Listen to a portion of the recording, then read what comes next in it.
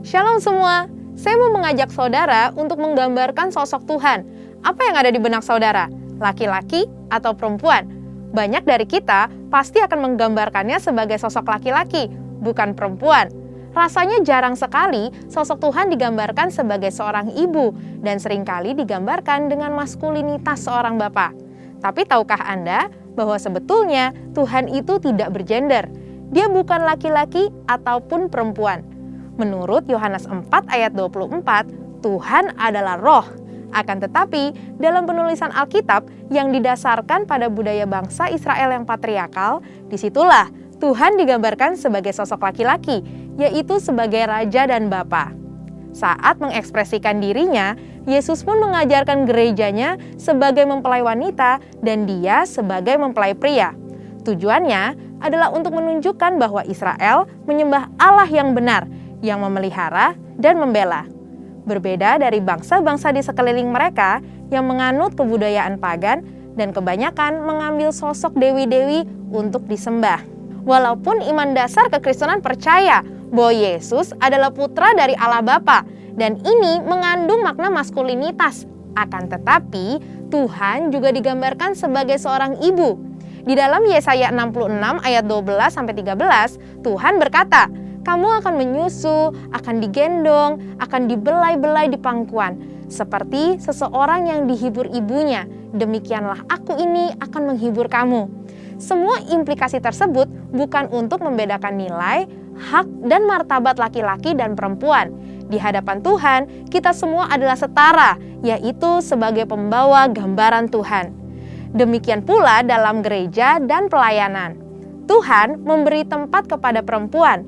Banyak contoh dalam Alkitab yang menunjukkan perempuan dihormati dan dipercaya untuk memimpin, mengajar, dan bernubuat. Dalam pelayanan Yesus, Ia juga menghilangkan diskriminasi terhadap kaum perempuan dan penyalahgunaan otoritas laki-laki.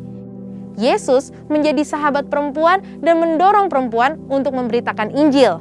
Yesus pun memuji, membela, dan menyelamatkan perempuan yang seringkali direndahkan.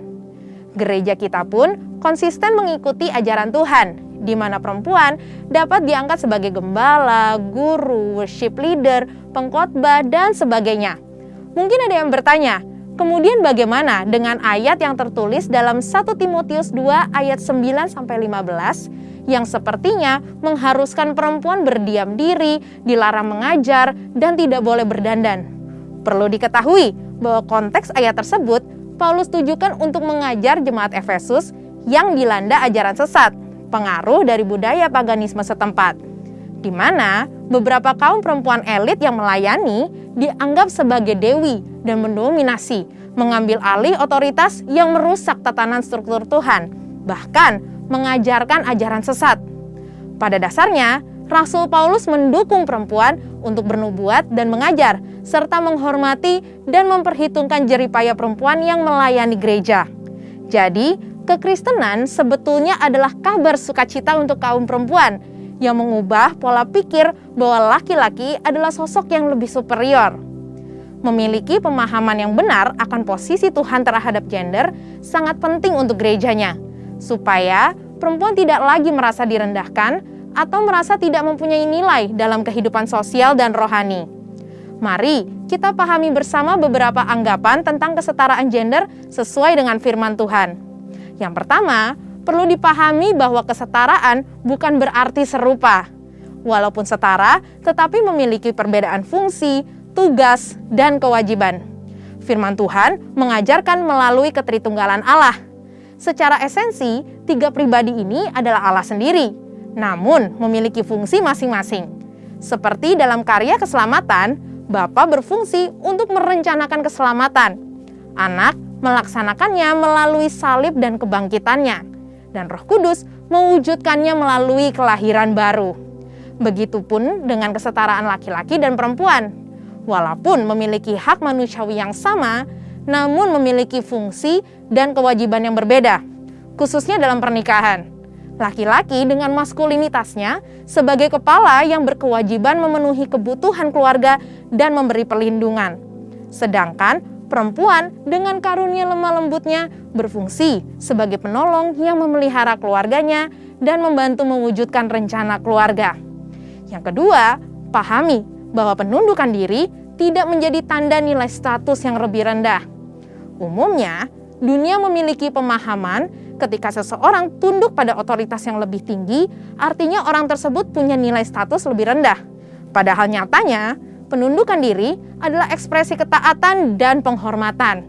Meskipun Yesus sama derajatnya dengan Bapa, ia tetap tunduk pada perintah Bapa dan menjadi satu kemuliaan bagi Allah. Perempuan sebagai penolong laki-laki bukan berarti lebih rendah derajatnya. Justru sebagai penolong yang sepadan dan melengkapi gambaran Allah yang utuh. Dan yang terakhir, penghargaan perempuan tidak berasal dari status jabatan yang sama dengan laki-laki.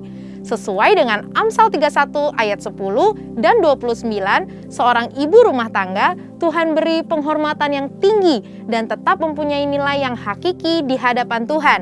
Ini sejalan dengan prinsip Tuhan dalam mempercayakan perempuan untuk melakukan pelayanan dalam tubuh Kristus, yaitu gerejanya. Saudara, untuk penjelasan lebih lengkapnya dari tim teologi kami, silakan untuk buka link yang ada di atas atau scan QR Code yang tersedia. Tuhan Yesus memberkati.